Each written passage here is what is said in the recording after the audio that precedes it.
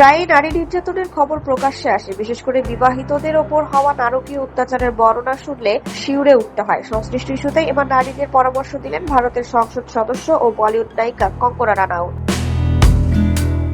কঙ্গনা বরাবরই পিতৃতন্ত্রের ছক ভাঙার উদাহরণ করেছেন। বলিউডের খান কাপুর হোক কিংবা রাজনীতির ময়দানে ডার্ক সাইডে ব্যক্তিত্ব, স্পষ্ট কথায় কাউকে ধরাশায়ী করতে পিছু পান না তিনি। এবার বিবাহিত নারীদের উপর বাড়তে থাকা নির্যাতনের হার নিয়ে সরব কঙ্গনা। মঙ্গলবার উদ্বেগ প্রকাশ করে তিনি বলেন, বিবাহিত তরুণীদের নিয়ে নিত্যদিনের কত মর্মান্তিক খবর প্রকাশ্যে আসে। এই শিক্ষিত নারীদের অনেকেই হয়তো বিপর্যয় ঘটার আগে দম বন্ধ করা পরিবেশ থেকে নিজেদের উদ্ধার করার জন্য বাবা মায়ের কাছে আকুতি জানায়, কিন্তু আমাদের ভারতীয় সমাজ তো বিয়ের পর মেয়েদের পরিত্যাগের জন্য বরাবরই জনপ্রিয়। এমন পরিস্থিতির সঙ্গে কিভাবে মোকাবিলা করবেন নারীরা, সেই পরামর্শ দিয়েছেন সাংসদ অভিনেত্রী। কঙ্গনা নিজে যেমন সাহসী, নারীদেরও তেমন ভাবেই নিজেদের গড়ে তোলার বার্তা দিলেন। তার কথায়, মহিলাদের আমি যে পরামর্শ দিচ্ছি সেটা কোনো সামাজিক মাধ্যম, ট্রেন্ড কিংবা ডেটিং অ্যাপ দেবে না। আমার একটাই কথা, নিজেদের পেশা বা ক্যারিয়ারকে অনেক বেশি গুরুত্ব দিন। আপনাদের জীবনে যে কোনো মানুষ গুরুত্বপূর্ণ হতেই পারে, তবে সেটা যেন পেশাকে ছাপিয়ে না যায়।